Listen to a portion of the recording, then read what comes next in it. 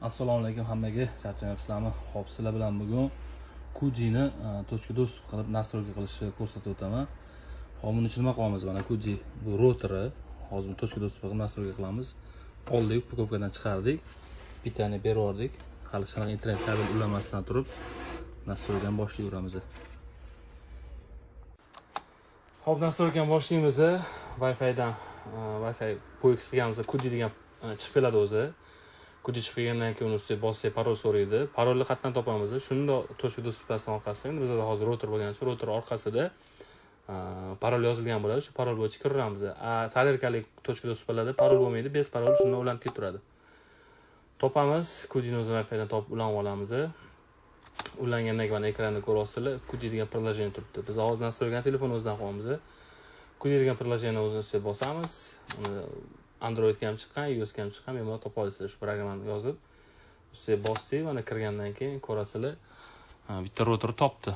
Rotor topgandan keyin ustiga bosamiz. Ustiga bosgandan keyin bizda administrativniy parol sozdать qilishimizni so'rayapti.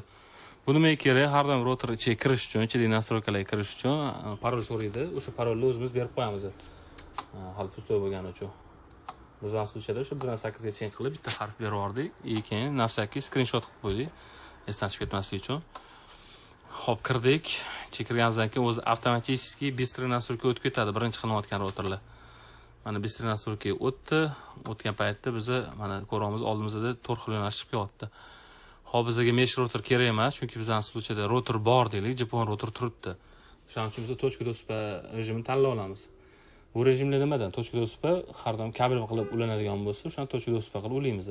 Agar yo kabel yo rotor просто как extender qilishimiz kerak bo'lsa, unda usida signal tarashimiz to'g'ri keladi. Bizda kabel bilan internet berilayotgani uchun точка доступani tanlab olamiz. точка доступani tanlaymiz. Xo'p, dalay bosamiz. Undan keyin region avtomatik chiqadi. Ya'ni dalay. Xo'p, bu punktga ham yana dalay bosaveramiz. Xo'p, mana biz oldimizda ikkita chastotaga Wi-Fi login parollar bilan chiqib kelyapti. Bu yerda nima qilamiz? Misol Wi-Fi'ga qanaqa nom bermoqchi bo'lsangiz, shu nomni berib olasiz, qanaqa parol qo'ymoqchisiz, shu parolni berib olasiz. Biz to есть men Kuji degan приложение anaqasini o'zgartirganman. Faqat parolni o'zini o'zgartirib yubordim. Shu 1.8 gacha terib yubordim. Ikkala chastotaga ham 1.8 gacha bir xil qilib terib qo'ydim. Tergandan keyin mana ko'rsatdi, to'shda mana shunaqa SSID bilan ikkala chastota turibdi. Shunaqa parollar bilan degan yozuv bilan chiqib yotdi. Bunga primineti bosib olganimizdan keyin rotor bitta o'chib yonadi. Bir 2-3 minut vaqt oladi shu narsa. O'chib yongandan keyin o'sha yangi nom bilan, yangi parollar bilan paydo bo'ladi. Первоначальный настройка qilib bo'lgandan keyin bunga o'sha internet berursak bo'ladi. Hozir internet mana WAN port etib qo'ydim.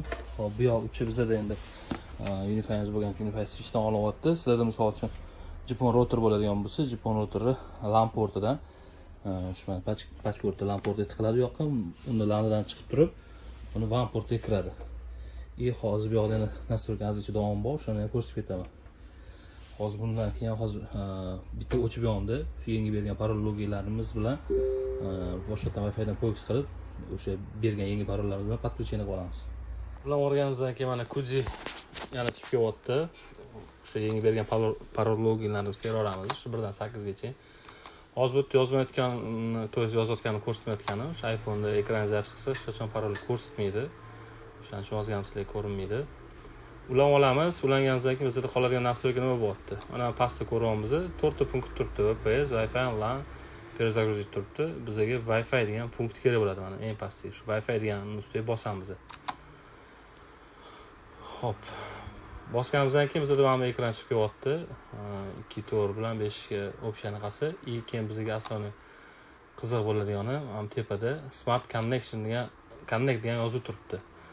Smart Connect nimaga anaqa qiladi? Mana o'zidan yozib qo'ygan. Ikkita объединить chastotada o'tdi. Ikkalasini bitta qo'radi. 5 GHz bilan 2 to'ri Wi-Fi'da bitta bo'lib chiqib turadi. Siz Wi-Fi'dan po'yik qildingizmi, bitta nom chiqib keladi. 2 to'ri отдельный, 5 отдельный bo'lmaydi, bitta bo'lib turadi.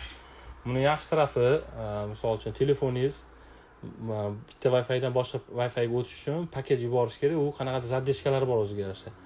Agar buni mesh qiladigan bo'lsa, telefoningiz uzoqlashsa o'zi avtomatik 2 to'rga 30 beradi. Kuji yaqinlashsiz 5 GHz ga 30 beradi. Bu o'zi Kujining vazifasiga o'tadi. Telefoningizdan ham ko'ra o'zi operativ qilish boshlaydi. Shu hisobga sal skorost bo'yicha izmeneniya ham bo'ladi. yo menga отдельный bo'lish kerak, misol uchun uyingizda umumniy domen nimadirlar bor, 2 to'r bilan ishlaydigan, menga o'shani tanlashim udobniyroq deydigan bo'lsangiz, unda xohlasangiz smart connect yoqmaysiz, shunda bo'lish qo'yadi. O'zimiz uchun nima qilamiz? Smart connect yoqamiz. Ikkala parol anaqasi bilan bitta bo'lib ketyapti. Mana nomni ham anaqasi bilan saqlanib qolamiz. Bu ham shu har doim 2-3 minut vaqt oladi. Undan keyin qaytib ulanamiz. Yonib o'chgandan keyin ko'ramiz. Bitta anaqa qilamiz, Wi-Fi o'chiramiz. Xo'p, o'chirib yoqqanimizdan keyin o'zi Wi-Fi bitta nom bilan paydo bo'lishi kerak bizda. Mana ko'rdinglar. Bitta nom bilan o'z paydo bo'lyapti. Tak hozir. Mana ko'rgan bo'lsangiz, mana orqani sal qaytaraman videoni. Bitta nom turibdi, boshqa nom yo'q. Shu nom bilan paydo bo'lib, 2 to'r ham 5 ham отдельный yozuv yo'q. Shu nom bilan ketdi. Dars ulanamiz. Parol o'sha 1 dan 8 gacha bo'lgan terib olamiz. Terib keyin bo'ldi, shu bilan полный настройкamiz tugaydi. Bu bitta skorost o'lchavordi, endi yaxshi, anaqasi o'sha maksimalga 200 skorost olgan bo'lsak, 220 ni bemalol chiqarib beryapti.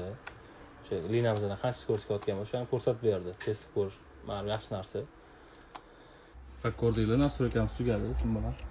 Xo'p, qolgan kudjilar ham xuddi shunaqa настройка qilinadi. Internet berib ham qilsa bo'ladi, endi bermasdan ham qilsa bo'ladi. No, iloji boricha men bermasdan qilaman. Hamma o'zicha yondashuv bor. 2-3 tochkalarni qiladigan bo'lsa, o'sha programmaning ichidan chiqib qoladimi, bilamiz. Yana nimadir qiziq bo'ladigan bo'lsa, bemalol so'rayveringlar. Iloji boricha настройкаlarni ko'rsatib borishga harakat qilamiz. Qolgan qurilmalarni ham. Rahmat hammaga.